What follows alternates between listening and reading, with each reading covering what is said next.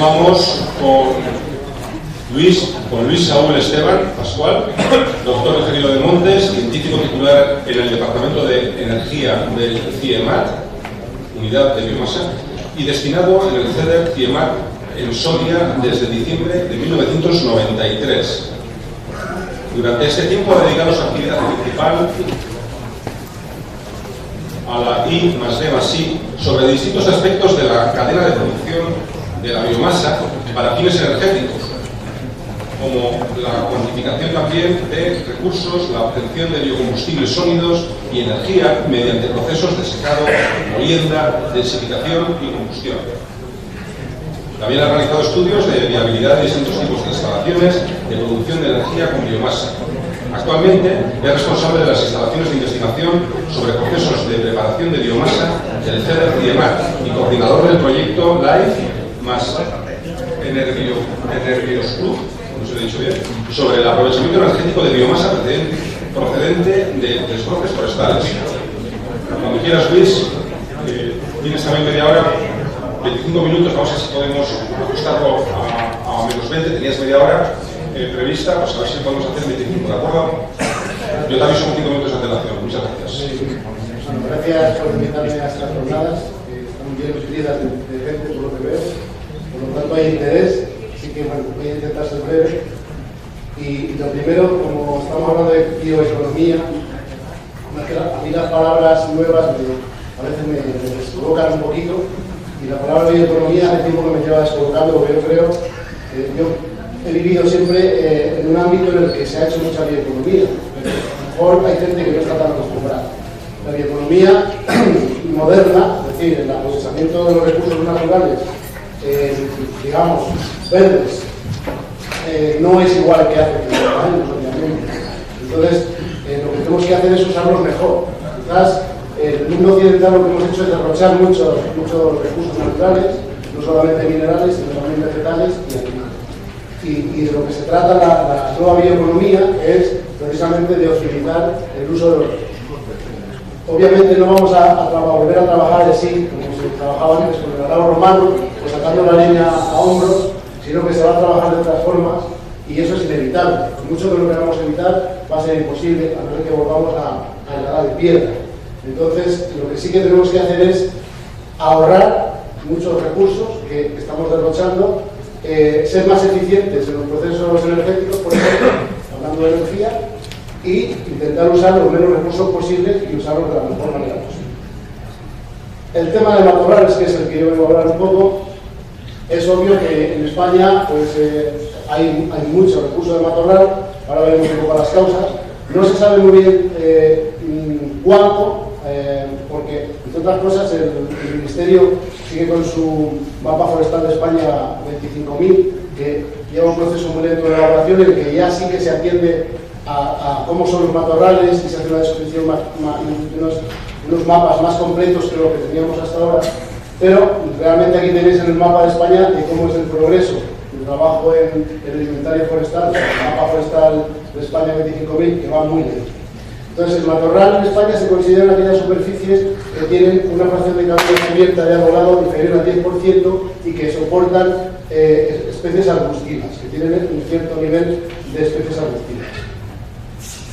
Aquí he resumido la tabla que maneja el inventario, el mapa forestal de España, porque tiene muchísimas más categorías. Dentro de estas categorías generales que hay aquí, pues hay muchísimas más.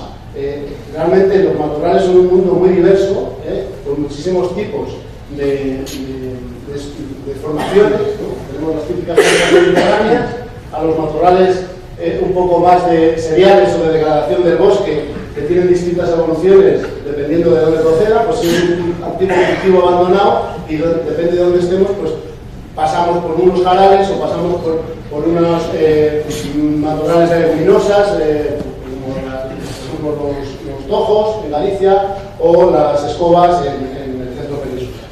Bueno, como os digo, pues hay muchos tipos, no todos son aprovechables, no solo por la orografía, sino porque hay manchas de matorral, hay tipos de matorral que realmente no tiene sentido por su diversidad y por su papel que juegan el aprovecharlos. Sí que se les puede gestionar para reducir el riesgo de incendios, pero no aprovecharles como tal. Bueno, no sabemos, como os digo, muy bien cuánto tenemos en España, pero sí que hay algunas cifras, obviamente. También hay estadísticas europeas. La estadística de uso del suelo, Lucas, en Europa, pues habla de que solamente 6 países europeos tienen más del 50% de lo que se consideran matorrales, que son unas 21 millones de hectáreas, y España aproximadamente tiene la mitad de esos 21 millones de hectáreas, que son unas 10 o 11 millones de hectáreas, que prácticamente ocupan el 20% de la superficie del territorio nacional. Con lo cual, la entidad territorial de las superficies que hoy en día tenemos en matorral es muy importante. Aquí tenemos una tabla que se hizo hace unos años, un poco ya clasificando. Espero que, como os digo, en pocos años podamos tener una mejor del banco de datos de la biodiversidad del Ministerio, pero de momento esto es lo que hay. En esta tabla se llegó a cuantificar que los matorrales en España pueden llegar a ocupar 18 millones de hectáreas. Muy importante la superficie que ocupa. Claro, como os digo, hay muchos tipos, no todos son tojales de 2 metros de altura, ¿no? Hay muchos tipos de matorrales.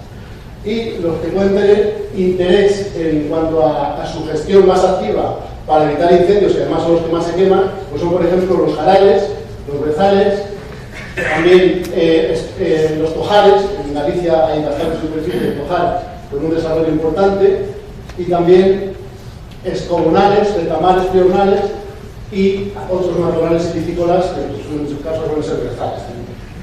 Bueno, esto es un poquito, pues si lo sumamos puede ser que tengamos 4 o 5 millones de hectáreas de terrenos que, si le restamos las pendientes y orografías complicadas, etcétera, pues se nos puede quedar en la mitad, y que puede ser una cifra interesante. Este mapa de Castilla y León se hizo un poquito hace muchos años, un poco reflejando los tipos de matorral que hay en Castilla y León.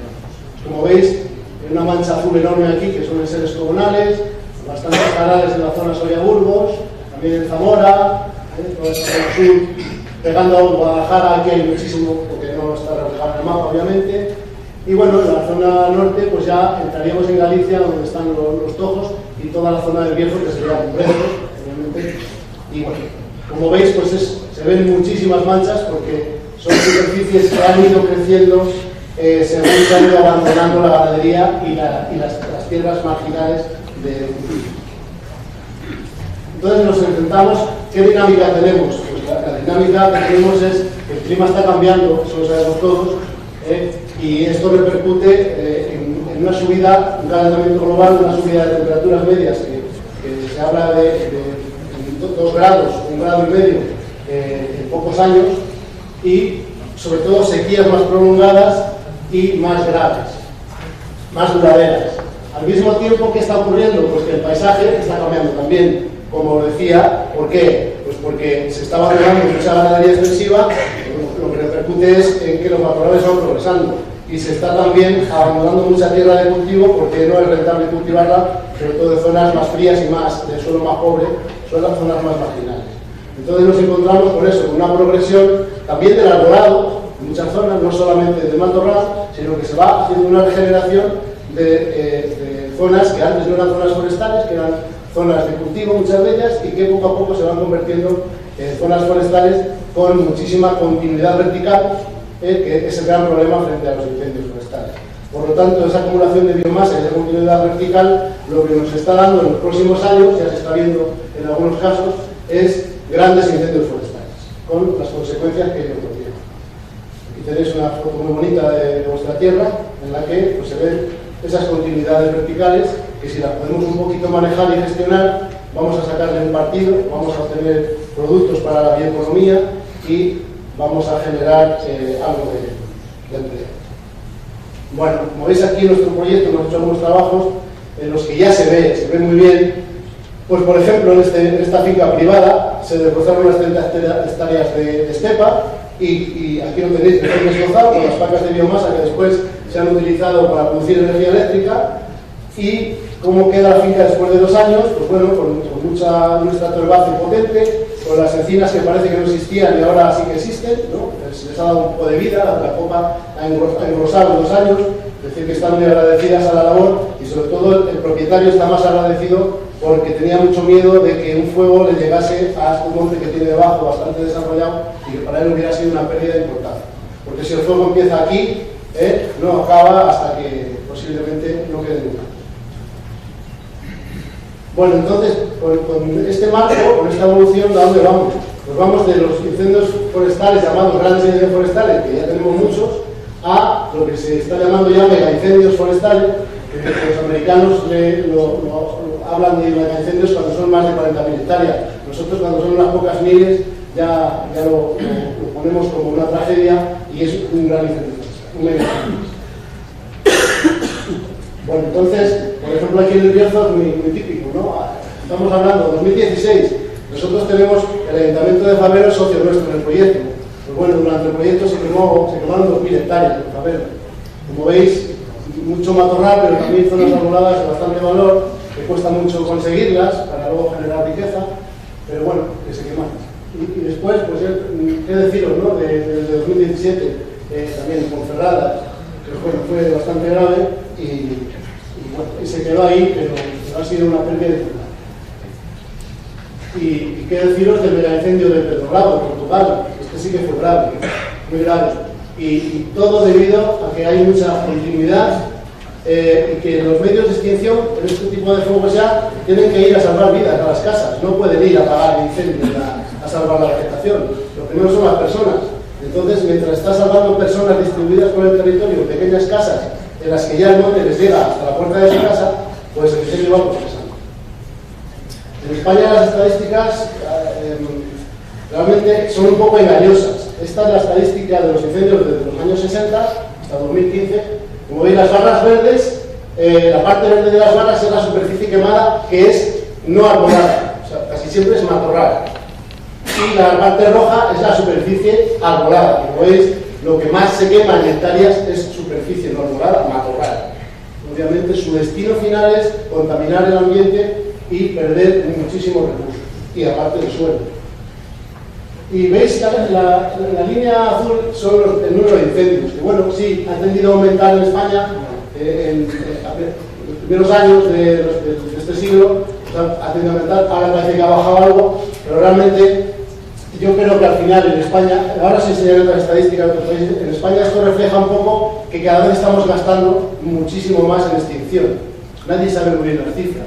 Se habla de 1.000 millones de euros al año en extinción, puede ser 500, puede ser incluso 2.000, no se sabe muy bien.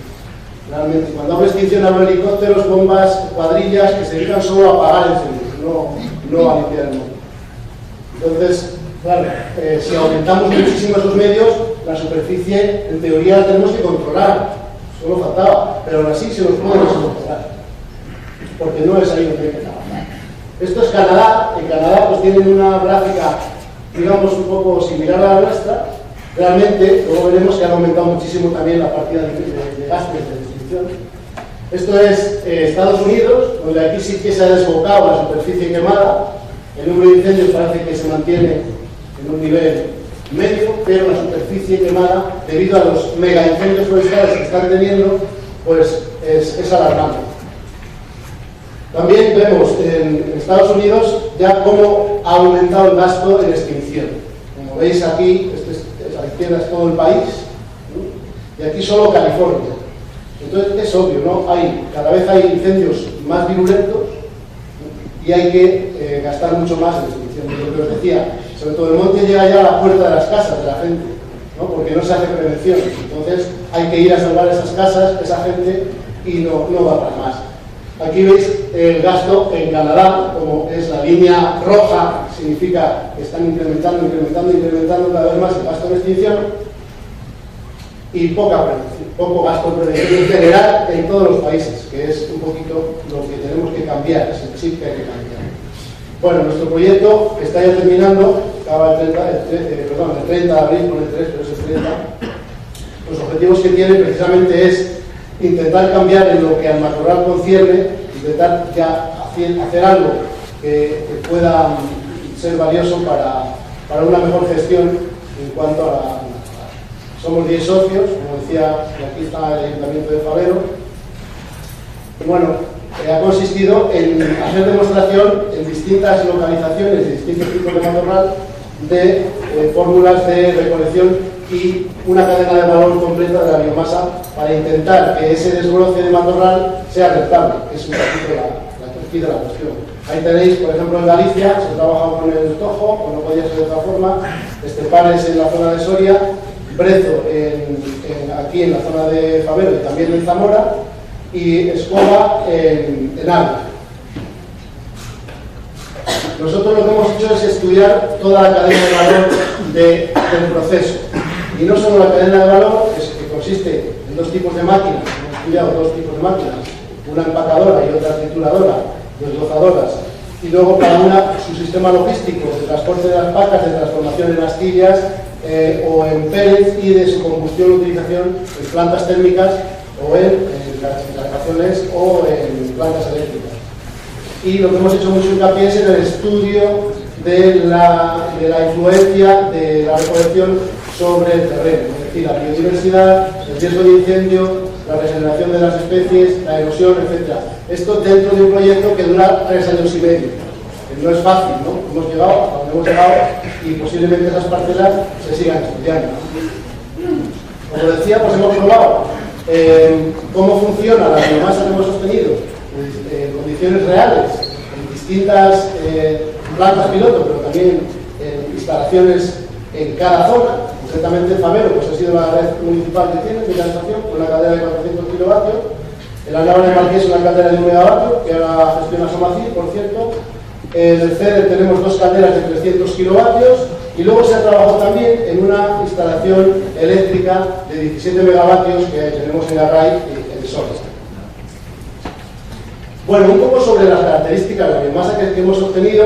Realmente, las características que tiene, vamos a pensar que es la madera descortezada, obviamente, pero tampoco es la paja, ¿no? Y os he puesto en esta tabla las distintas biomasas analizados, parámetros químicos y energéticos, al lado del pino, al lado del chopo en turno corto, que es un cultivo energético que podría ser prometedor en el futuro, y la paja de cereal, que cada vez se está manejando más como combustible, por cierto, ¿no? Entonces, por ejemplo, este tipo de biomasa de los matorrales nos da una calidad de biomasa mucho mejor que, por ejemplo, la paja de cereal. Por hablaros de un parámetro que es importante, que es el cloro, pues el que tiene el cloro más alto es el tojo, con un 0,07 frente a un 0,4 de la paja. Obviamente no es la madera de pino, que tiene un 0,01, 0,02 con mucho. En cenizas tampoco, quitando la jara, que tiene un 2,6, pues bueno, son productos que no pasan del 1,5. Estos son análisis de base de la biomasa. A esto le tienes que poner la mala recolección. Si yo hago una mala recolección, cojo tierra, etc., le puedo aumentar lo que quieras, pero si yo lo hago bien, no van a pasar los valores de ahí. Bueno, entonces nosotros en el proyecto nos hacíamos unas cuestiones que es por las que hicimos el proyecto. Primero, ¿qué sabemos sobre silvicultura de masas arbustivas? Prácticamente, si miráis en internet vais a encontrar muy poco, o nada. ¿Es sostenible el desbroce? Pues bueno, es una de las respuestas que hemos intentado dar. ¿Es económicamente rentable? Como digo, estamos intentando ver si es económicamente. ¿Qué calidad y comportamiento tiene la biomasa del matorral? También lo hemos visto en las calderas. ¿Y cuáles son las barreras no técnicas que podemos tener? Barreras no técnicas me refiero a administración, me refiero a ese tipo de barreras que no nos las ponemos nosotros, sino que nos las ponen. Bueno, entonces un poquito por comentar los resultados destacables. En el proyecto ya terminando hemos realizado un total de 137 hectáreas de desbroce y hemos obtenido 1.628 toneladas en 5 tipos de formación diferente de matorral. 5 zonas de trabajo y la biomasa se ha consumido en esas zonas, no se ha llevado a grandes distancias, sino que estaba el proyecto pensado para hacerlo eso. Bueno, entonces, los resultados destacables en algunos aspectos, no solamente ahora veremos otros, pero en cuanto al riesgo de incendios son muy patentes. Obviamente reducimos el riesgo de incendios si lo miramos en cuanto a velocidad de propagación del fuego, longitud de llama y calor generado por unidad de área. En 2 años después del desbroce se ha reducido muchísimo. Cosa que esto, cuando se va regenerando la masa, vuelve otra vez a sus valores, ¿no? En principio, lo que hacemos es una reducción brusca, pero luego va a ir a sus valores en X años. También hay impactos negativos. No hay que esconder los impactos negativos, lo que hay que ver es cómo evoluciona. Obviamente, cuando se utiliza maquinaria, cualquier tipo de aprovechamiento forestal o de otro tipo, pues lo primero que se produce es una compactación. Nosotros hemos visto que obviamente hay zonas que hay una ligera compactación del suelo y lo que no sabemos es cómo se va a recuperar después del proyecto. Vamos a intentar hacer un seguimiento. Suponemos que esa compactación, cuanto la masa vaya progresando con sus raíces, etcétera, pues va. Luego, también tenemos aspectos positivos. Hemos visto solamente en 2 años ya que hay un incremento en contenido en carbono del suelo, obviamente porque nosotros no recolectamos toda la biomasa. En algunos casos, en el mejor de los casos, solo el 70%. Y en la mayoría de los casos, solo el 50%. El resto se queda triturado en el suelo, formando un mulch que es muy bueno para el suelo y que va generando un contenido en carbono a medio plazo. También aumenta el nitrógeno, lo cual permite a la siguiente regeneración de las plantas progresar. Y bueno, estos parámetros, como os digo, hay que seguirlos a más largo plazo porque en 2 años no se pueden sacar conclusiones definitivas. La biodiversidad vegetal vemos que se recupera muy bien. A los 2 años de desbroce, el nivel de plantas que hay, de distintas plantas, puede alcanzar el 70% de las que había ya al inicio del desbroce, con lo cual en 7 o 8 años más no va a haber ningún problema en que haya incluso más especies. Y luego otros los resultados en lo que respecta a la biomasa, la cadena de valor, pues hemos visto que podemos obtener biomasa a menos de 45 euros la tonelada, puesta en un radio de acción de 100 kilómetros, ya en planta, en condiciones, claro, no se puede trabajar con este tipo de máquinas en pendientes superiores, en algunos casos, al 35%, o zonas muy pedregosas y muy complicadas. Pero en muchas zonas se podría trabajar y llevar la biomasa a un precio aceptable y competitivo. Luego el balance de emisiones de gases de efecto invernadero, que también lo hemos estudiado, pues es un balance bajo, siempre inferior, siempre superior. Es decir, nosotros lo que hemos es cuantificar los ahorros respecto a si se consumiese gasoil en vez de esta biomasa. Y hemos evaluado toda la cadena de valor. Entonces siempre ahorramos más del 85% respecto al uso de gasoil. Bueno, más detalles sobre todos los resultados y todo, vamos a ir produciendo una serie de guías. 2 de ellas ya están, no he traído para todos, obviamente, pero hay unos cuantos ejemplares. Además, las podéis descargar en la página web del proyecto, en PDF. También os voy a mostrar, porque además, bueno, no había mucho tiempo para todo, pero he traído algo que yo creo que os puede llamar la atención. Nosotros hemos hecho ensayos, como os digo, de combustión con medición de emisiones en muchas cadenas. Y nos hemos dado cuenta de una cosa, de que muchas veces las emisiones son malas con la biomasa, no por la propia biomasa, por la propia caldera, sino por la regulación que tiene la caldera.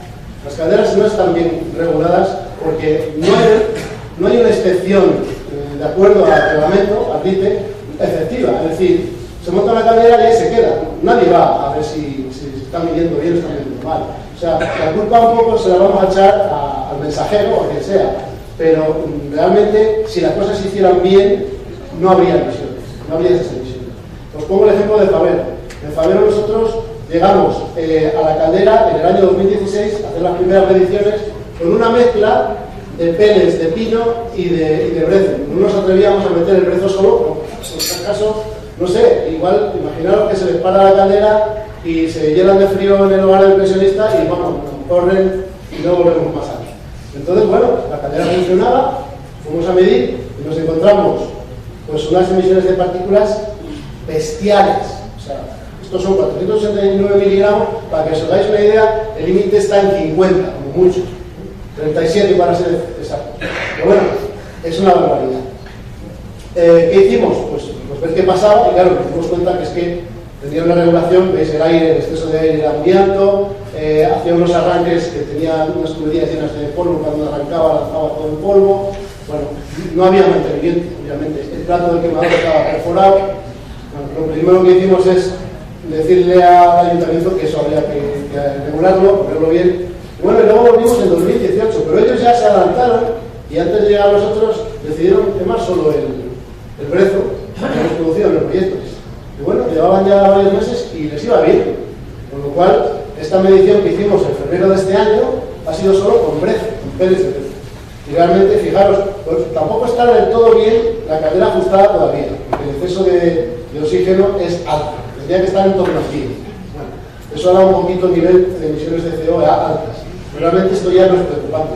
Lo bueno es que si veis las partículas están dentro de lo que marca la norma, en 48 miligramos, que realmente son unas emisiones muy bajas para este tipo de plantas. Con lo cual, yo siempre lo digo, cuando una biomasa va a ir mal en una caldera, primero hay que ver qué pasa. Posiblemente no sea la biomasa. Y luego esto es STAM, que es la planta de Garray de 15 megavatios eléctricos. Fuimos en 2016 y en 2017 con biomasa triturada, o sea, las pacas de jara que producimos en Soria se trituraron y se quemaron en la planta. Este tipo de instalaciones, como veis, tienen unas emisiones bajísimas. Son plantas muy bien controladas, muy bien reguladas. Obviamente hay unas personas ahí trabajando todo el día para que eso vaya bien, y luego tienen un filtro de mangas que es el mejor sistema para que no haya partículas. Como veis, en 2016 medimos 2, prácticamente es como no medir nada porque está dentro del margen de error, y este año, bueno, a finales del 2017 medimos 16, que realmente os digo lo mismo, el límite está en 30 para este tipo de instalaciones, pero realmente 16 puede ser tanto 10 como 22, porque el rango de error ahí en esas zonas tan bajas es alto, ¿no? Entonces, quiero que un poco que dejaros patente que es que las cosas funcionan bien cuando se hacen bien, ¿no? No simplemente porque sea biomasa va a ir mal. Eso es un error de Ubuntu, pensar eso. Y luego sacamos un diagnóstico de una serie de, no sé si las han que a mí me parece importante, que fue un diagnóstico bastante interesante porque participó bastante gente y que tenemos barreras, por ejemplo, pues bueno, lo que hay que hacer es ordenar los recursos, no se puede trabajar sin ordenar. Eso es lo más importante. Sea monte arbolado, o sea monte no arbolado, o sean pastizales, tenemos que llevar un orden y tenemos que tener una hoja de cómo hacerlo bien para no tener problemas. Y eso es lo que nos falta por hacer. Y luego hay barreras dentro del producto que no se conocen. Bueno, ¿quién se imaginaba que el Fabero o los peles de Renfe iban a ir bien? Pues van bien. Los peles de Escoba son fenomenales, van muy bien. Un poquito alto el nitrógeno, como la ignominosa que son, pero está dentro de los márgenes.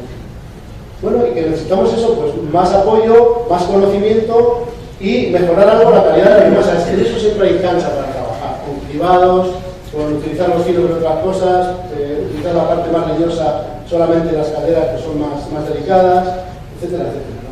También necesitamos ayudas de la administración, pues los impuestos, etcétera, ¿no? Exenciones fiscales, todo lo que sea ayuda para trabajar en el monte, que es de lo que se trata, no dejar el monte abandonado y quemarlo, sino trabajar en él, la cosa cambiaría mucho. Una cerilla puede hacer muchísimo trabajo, pero realmente remunerado un poco. Bueno, y trabajo para el futuro, nosotros estamos ahora trabajando en mejorar una de las máquinas en las que trabajamos, la empacadora, para que sea más eficiente la recolección. No queremos recolectar el 100%, pero tampoco el 40%, tenemos en muchos casos estamos tirando el 60% de la biomasa en el suelo, y eso estamos trabajando en ello, y también en colaborar con administraciones y empresas en iniciar esos proyectos de ordenación silvícola de matorral para poder hacer cosas interesantes. Y muchas gracias por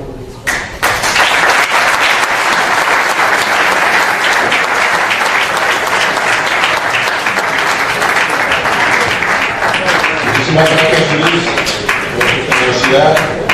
Hemos quitado algo más de 5 minutos y os ruego a todos los ponentes de la mañana que suban aquí